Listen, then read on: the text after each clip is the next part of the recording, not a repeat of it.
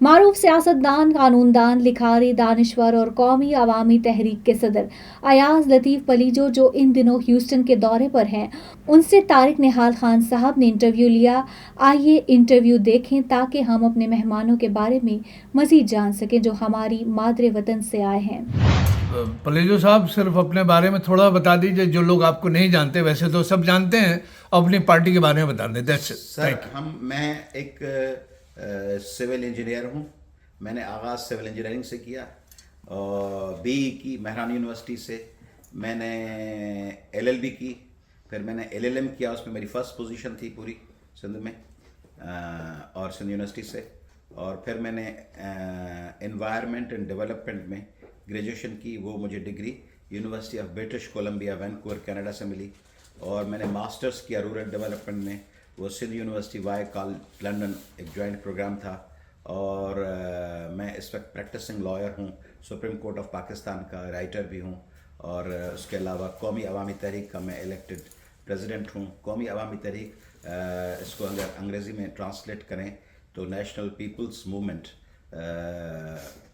کی آئیڈینٹیفیکیشن یا اس کی پہچان یہ ہے کہ ہم کئی ڈیکیڈ سے پاکستان بھر کے لوگوں کی ان سماجی، سیاسی، جمہوری اور انسانی آزادیوں کے لیے، ان کے حقوق کے لیے، پاکستان میں برابری کے لیے، سندھ کے عوام کے خلاف ہونے والے استحصال، کرپشن اور ظلم اور جبر کے خلاف، اور پاکستان بھر کے لیے اس لیے کہہ رہا ہوں کہ میں ٹوبہ ٹینک سے بھی جاتا ہوں، جنگ بھی جاتا ہوں، فیصل آباد بھی جاتا ہوں، پشاور اور پنڈی بھی جاتے ہیں، اور اس لیے ہم پاکستان کے لوگوں کو جوڑ کے رکھنا چاہتے ہیں۔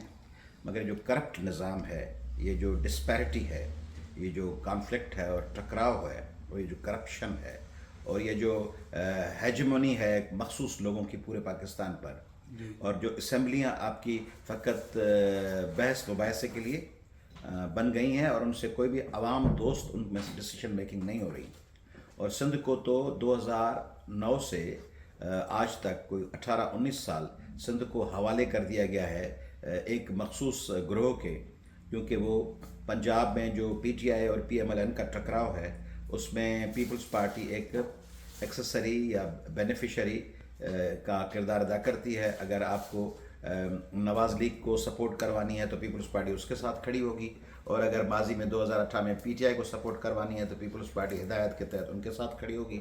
پیپلز پارٹی تو ایک اس قسم کی چیز ہے جس کو ہدایات پہ کسی کے ساتھ جوڑ دیا جائے مفادات کے ایکسچینج میں، اس لیے پیپلز پارٹی کی قیادت سے بھی میری گزارش ہے کہ وہ بھی اپنا قبلہ اور اپنا راستہ درست کریں اور عوام کے ساتھ جڑیں۔ عوام میں شدید بے چینی ہے۔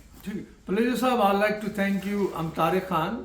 We have a Pakistan Chronicle آپ کے پاس پڑھا ہوا ہے۔ I have gone through your newspaper. ہاں، Pakistan Chronicle is like we've been publishing it since last 26 years, and Desi TV USA we've been doing it 2016. So we are almost 10 years old. So I want to thank you for that and giving ہمیں آپ نے time دیا، میں اس کا بڑا مشکور و ممنون ہوں۔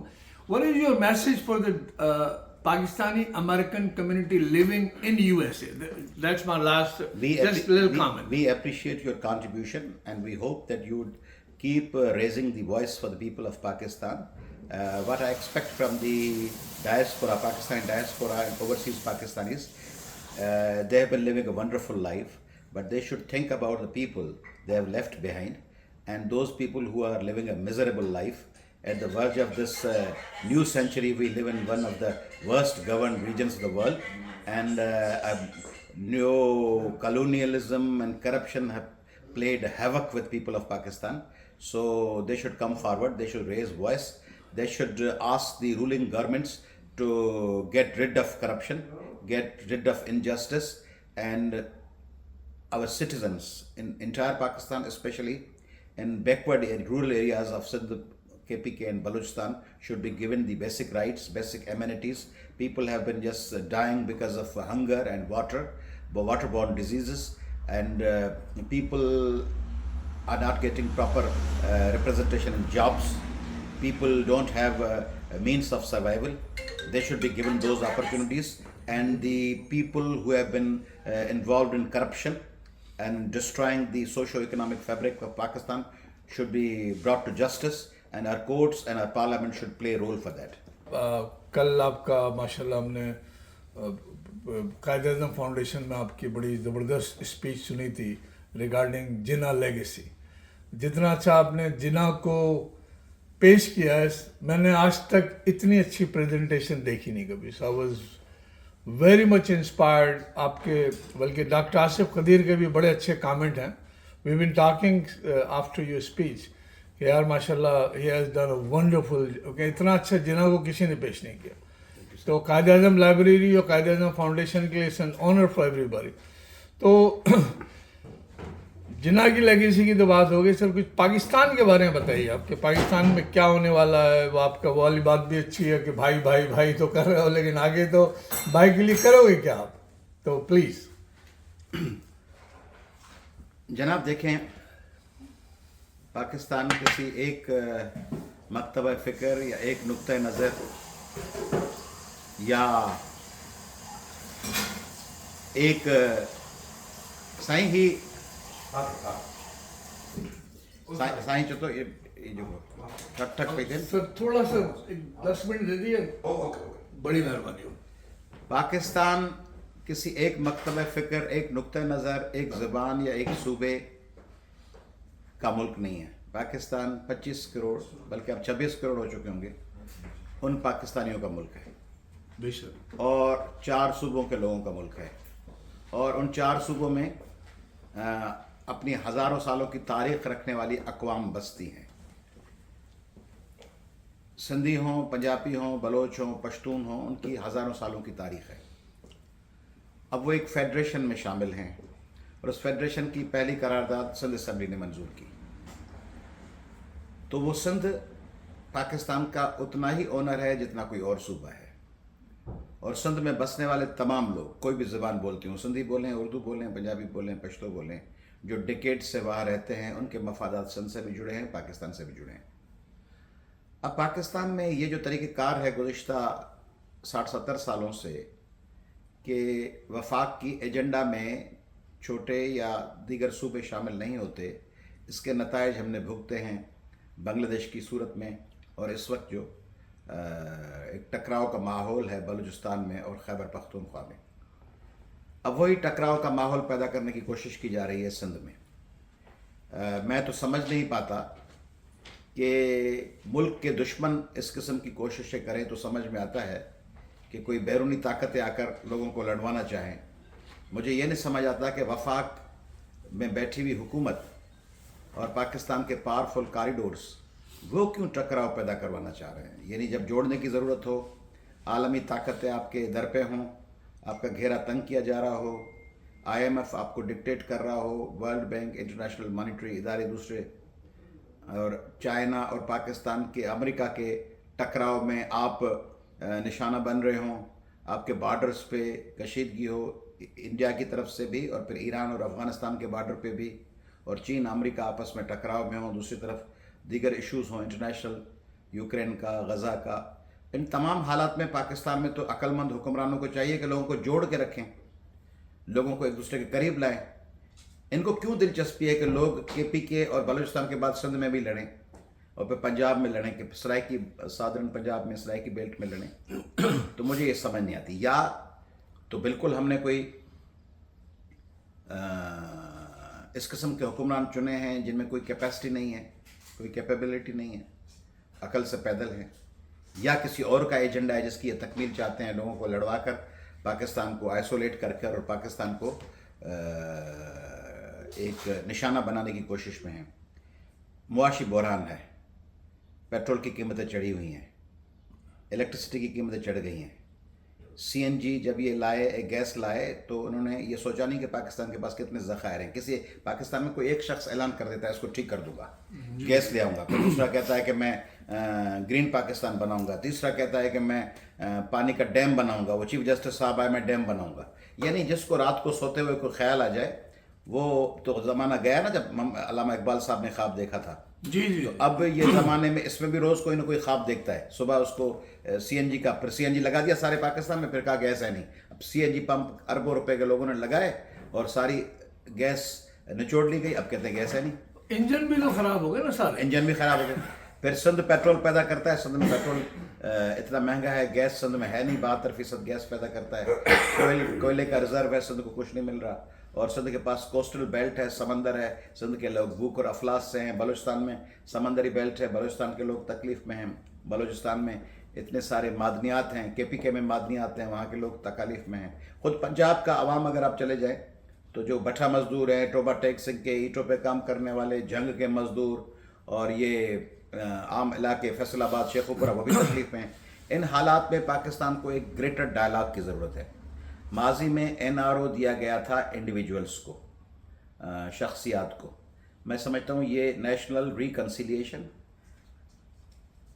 एंड ट्रुथ, कोई फोरम बने, कोई कमेटी बने, कोई एक बड़ा डायलॉग बने जिसमें सिंधियों, अच्छा समझा ये जाता है कि सिंध की नुमाइंदगी पीपल्स पार्टी करेगी, बलूचिस्तान की नुमाइंदगी बलूचिस्तान के वज़ीर आला करेंगे, KPK के वज़ीर आला करेंगे, या इस तरह नहीं होता। That's not true. अक़वाम में आलम जब मिलती हैं आपस में तो लोगों के साथ बातचीत होती है। वो ये नहीं कहते कि इस मुल्क ने एग्रीमेंट्स इस तरह करते हैं, ट्रेड और बिजनेस की वो हुकूमतें करती हैं, मगर जब ग्रेट डायलॉग होता है, साउथ अफ्रीका में जैसे हुआ, तो नेल्सन मंडेला उस वक्त इक़्तिदार में नहीं था, जी जी, तो ये यासर अरफात वज़ीर आज़म नहीं थे। इस किस्म के जब डायलॉग्स होते हैं, महात्मा गांधी और मोहम्मद अली जिन्ना उस वक्त हुक्मरान नहीं थे, न ही भगत सिंह और सुभाष चंद्र बोस थे, लेनिन भी इक़्तिदार में नहीं थे, माओ भी नहीं थे। तो तमाम लोग बलूचिस्तान के, तमाम रिप्रेजेंटेटिव और तमाम KPK के और सिंध के और पंजाब के, वो बैठ के पर ये फेडरेशन कैसे चलानी है, वसाइल की ओनरशिप सूबों को दें, बराबरी पैदा करें, कौमी असम्बली में अददी अक्सरियत के बजाय कौमी असम्बली में कंसेंसस के ज़रिए फैसले हों आइंदा 10-20 साल। कंसेंसस, मेजॉरिटी डिसीजन नहीं, कंसेंसस। बड़े इशूज़ पे, छोटे छोटे मामले पे मेजॉरिटी कर लें, बड़े इशूज़ पे कंसेंसस। कैनालों का फैसला वापस लें, फ़ौरन से पेशतर नुकसान होगा। बलूचिस्तान में डायलॉग करें, KPK में डायलॉग करें। 26वीं तरमीम पे जब आपके पास कंट्रडिक्शन है, इख्तिलाफ राय है, उस पर बातचीत करें अपोजिशन के साथ, तमाम पार्टीज़ के साथ। पीका जो आर्डीनेंस है उसके हवाले से लोगों में बड़ी बेचैनी है। सिंध में तो जो हुकूमत के ख़िलाफ़ बोलता है उसको कहते हैं तुम पर पीका की FIR काट देंगे। तो ये जो डर और दहशत से मकबूजा इलाके चलते हैं, अपना वतन नहीं चलता। बेशक अपना वतन बराबरी, प्यार, मोहब्बत, रवादारी, हारमोनी से चलता है। मकबूजा इलाके चलते हैं दबाव से, डर से, दहशत से। इसलिए ये पाकिस्तान हम सबका है, उसको हम चला सकते हैं। और मैं एक और बात कहूँ कि ये दौर बड़ी रियासतों का है। पाकिस्तान एक बड़ी रियासत, एक कामयाब रियासत बनेगा तो उसमें बसने वाले तमाम लोगों को फ़ायदा होगा। मगर अगर पाकिस्तान को खुदा न खास्ता कोई नुकसान हुआ तो पूरा खत्ता डिस्टेबलाइज हो जाएगा। इसलिए पाकिस्तान को जोड़े रखने की ज़रूरत है, मगर बराबरी के बुनियाद पे, इंसाफ के बुनियाद पर, रवादारी के बुनियाद पर, और तमाम सूबों के लोगों की अपने वसाइल पर ओनरशिप और मालकी के हवाले से। बेशक। मैं बल्कि एक चीज़ आपकी मतलब आपके जो कायदे फाउंडेशन में, जो कायदे लाइब्रेरी में जो स्पीच थी, उसमें आपने एक बड़ी अच्छी बात कही कि भाई भाई की बात करते हैं लेकिन भाई को भाई का राइट नहीं देते। तो हम लोग बेसिकली, हमारा मुल्क वी आर इन शरिया वायलेशन, हम अपने शरई तौर पे अपने हुकूक इबाद की वायलेशन में। बिल्कुल। और वो मुल्क जो इस्लामी जमहूरियत पाकिस्तान जो इस्लाम के नाम पे बना था, उसमें शरीयत की वायलेशन हो, that doesn't make any sense. तो आपकी बात बिल्कुल सही है कि हमें हुकूकुल इबाद देने घर से शुरू करना है, हर भाई को उसका राइट देना है। बिल्कुल सही कह रहे हैं। देखें, कलाम पाक में या इस्लाम में तब बहुत, जैसा आपने जिक्र किया, बहुत ज़्यादा जोर दिया गया है हुकूकुल इबाद पर। और कहा जाता है इंटरप्रिटेशंस में कि अल्लाह पाक अपने हवाले से जो जिम्मेदारी आयद हैं उन पे माफ़ी दे सकते हैं। किसी की नमाज हो गई, किसी का रोज़ा कज़ा हो गया, अल्लाह पाक उसमें, मगर किसी और शख्स के साथ ज़्यादती हुई है तो जब तक वो शख्स माफ़ न करे और उसके जुल्म का अजाला न हो, तब तक अल्लाह ताला भी शायद माफ़ न करें। इसलिए ये जो हमने जुल्म और जबर का बाजार गर्म किया हुआ है, ख़वातीन पाकिस्तान में गुज़िश्ता 24 घंटे में 2 ख़वातीन कत्ल हो गई हैं सिंध में, और एक पुलिस की सिपाही कत्ल हुई है। एक बच्ची को इसलिए उसके मंगेतर ने कत्ल किया है कि उसने शादी से इनकार किया था लाड़काना में, सदफ। तो बच्चियां कत्ल हो रही हैं, माइनॉरिटीज़ ख़तरे में हैं। माइनॉरिटीज़ पे कोई शख्स आके कोई भी लगा देता है फतवा का इख्तियार आम लोगों को किसने दिया है? मॉब्स को किसने दिया है कि गली में कोई हजूम निकले और दूसरे हजूम को, जिस तरह क्रिश्चियन जला दिए गए, جس طرح واقعات ہوئے پنجاب میں، سندھ میں اور KP کے اور بلوچستان میں، یہ واقعات ہمارے ملک کا عالمی جو ایک ٹائٹل ہے، جو اس کا امیج ہے، اس کو نقصان پہنچا رہے ہیں. اس لیے لوگوں کے ساتھ انصاف کریں، مائنارٹیز کے ساتھ، خواتین کے ساتھ، کسانوں کے ساتھ ان کو انصاف دیں. اور اگر یہ کرپشن ختم نہیں کریں گے، کتنی بھی بجٹیں منظور کر لیں، وہ سارے تو جیب میں چلے جاتے ہیں حکمرانوں کے. ان سب کے محل ہیں امریکہ میں، کینیڈا میں، نیو یارک، شکاگو، ہیوسٹن. ہر وزیر MNA سندھ کا تو میں جانتا ہوں، ہر وزیر MNA، ہر MPA، ہر ناظم، ہر سینیٹر، اس کے محل ہیں لندن میں ماربل آرچ روڈ پر، اس کے محل ہیں میڈرڈ میں، روم میں، اور اس کے آسٹریلیا میں اور USA میں اور کینیڈا میں، دبئی میں، کیلیفورنیا میں، ٹیکساس میں، ورجینیا میں. یہ پیسے وہاں کے لوٹ کر لوگوں کو لٹکا کر لاشوں کو پیڑوں میں، اور یہاں وہ محل بنا رہے ہیں. اس پہ کوئی اکاؤنٹیبلٹی کہاں ہے؟ عدالتیں کہاں ہیں؟ ٹھیک ہے sir, thank you so much, so nice. Helping Hand USA is a community that is guided by gratitude. A community that sees blessings beyond just tables. It's Muslims for humanity. Let's make this Ramadan a testament to the gratitude we all share. Join us to provide orphan support, healthcare, education and training, shelter, and much more. Give your zakat today at hhrd.org/Ramadan.